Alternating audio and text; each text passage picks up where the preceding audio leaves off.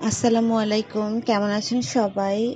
তো প্রশ্নটা হচ্ছে, বাংলাদেশের সমতলে সবচেয়ে বেশি জনসংখ্যার কোন নৃগোষ্ঠীর বসবাস?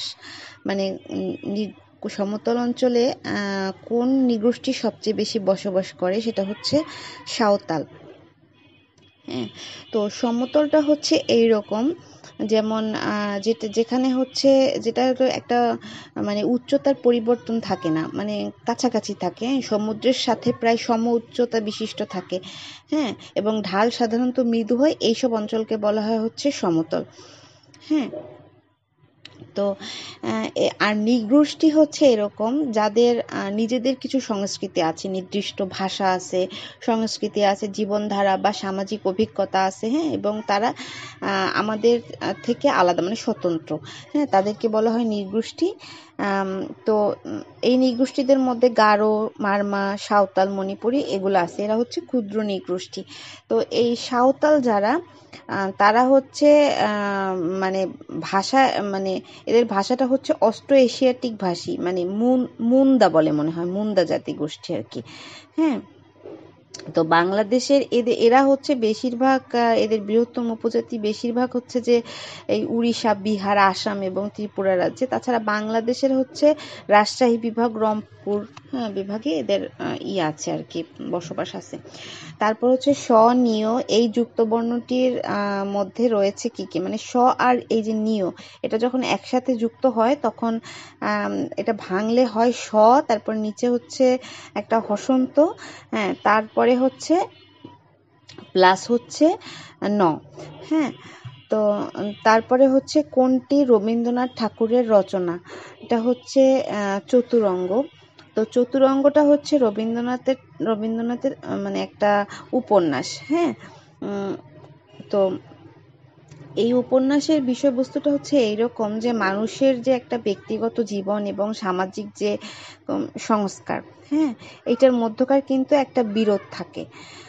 নরনারীর একটা জটিল মনস্তাত্ত্বিক সম্পর্ক থাকে, এবং সমাজের বিদ্যমান আদর্শ এবং সেটা যে বাস্তবতার সাথে কতটা সংঘাত থাকে, এইগুলা এখানে দেখানো হয়েছে, এই চতুরঙ্গের মধ্যে দেখানো হয়েছে আর কি। তারপর হচ্ছে কোকিল শব্দের সমর্থক শব্দ কোনটি? এটা হচ্ছে কলকণ্ঠ। তো কোকিল মানে কোকিলকে কিন্তু পরভীত এটাও ডাকা হয়, কারণ হচ্ছে সে নিজের বাসায় ডিম না পেড়ে কাকের বাসায় পারে। হ্যাঁ, এবং কাকই কিন্তু তার বাচ্চাকে লালন পালন করে, এই কারণে। যাই হোক, এটার যে কলকণ্ঠ নামটা ডাকা হয়েছে, এটার কারণ হচ্ছে, এটার অর্থ হচ্ছে সুকণ্ঠ বিশিষ্ট, মানে কোকিলের কণ্ঠ অনেক মধুর, সেই কারণে মানে তাকে এই কলকণ্ঠ নামে ডাকা হয়। তারপর হচ্ছে রবীন্দ্রনাথ ঠাকুর তার রচিত কোন নাটকটি কাজী নজরুল ইসলামকে উৎসর্গ করেন? এটা হচ্ছে বসন্ত। হ্যাঁ, তো এই বসন্ত নাটকটা হচ্ছে তাকে উৎসর্গ করা হয়, মানে রবীন্দ্রনাথ ঠাকুর হচ্ছে কাজী নজরুল ইসলামকে সম্মান জানাতে এবং তাকে যে এই যে জেলবন্দি করা হয়েছিল সেটার পক্ষে সমর্থন জানাতে এই বসন্ত নাটকটা তার প্রতি মানে উৎসর্গ করে। হ্যাঁ, এই নাটকের মানে এটা কিন্তু একটা গীতিনাট্য। হ্যাঁ, এটার মূল বিষয়বস্তু ছিল যে বসন্তের আগমন এবং তার প্রভাব, এবং ঋতুরাজ, এই যে বসন্ত, এটার একটা সৌন্দর্য, উৎসব এবং জীবন ও প্রকৃতির মধ্যে যে একটা নতুন জাগরণের কথা আছে সেটাই এখানে তুলে ধরা হয়েছে। এবং এই বসন্তে দেখবেন যে প্রকৃতি এবং মানুষের মধ্যে একটা মানে কি বলবো, একটা খুব ভালো সম্পর্ক হয়। মানে বসন্ত ঋতুটা কিন্তু সবাই পছন্দ করে, কারণ এটা খুব উচ্ছ্বসিত একটা ঋতু। হ্যাঁ, এইগুলো বোঝানোর জন্যই উনি হচ্ছে এই বসন্ত নাটকটা কাজী নজরুল ইসলামকে উৎসর্গ করেন। তারপরে হচ্ছে নগর পুরিলে দেবালয় কি এড়ায়? হ্যাঁ, এই উক্তিটি কে করেছেন? এটা করেছেন হচ্ছে ভারতচন্দ্র রায় গুণাকর। এই ভারতচন্দ্র রায় গুণাকরই একটা কাব্য লিখেছিলেন যেটা অন্নদামঙ্গল। হ্যাঁ, এই অন্নদামঙ্গলেরই একটা অংশ হচ্ছে, এই অন্নদামঙ্গল কাব্যেরই এক জায়গায় উনি বলেছেন যে নগর পুরিলে দেবালয় কে এড়ায়।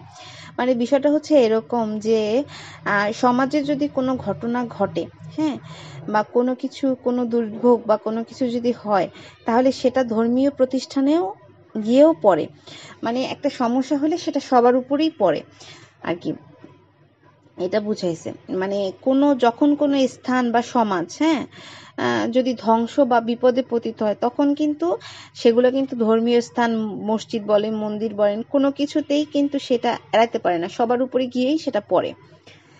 তারপরে হচ্ছে আপনারে বড় বলে বড় সেই নয়, লোকে যারে বড় বলে বড় সেই হয়। কবিতাংশটির রচয়িতা কে? এটা হচ্ছে হরিশ্চন্দ্র মিত্র। এই কবিতাটা মনে হয় ছোটবেলায় আমরা সবাই পড়ছি। তো এই কবিতাটার নাম হচ্ছে বড় কে।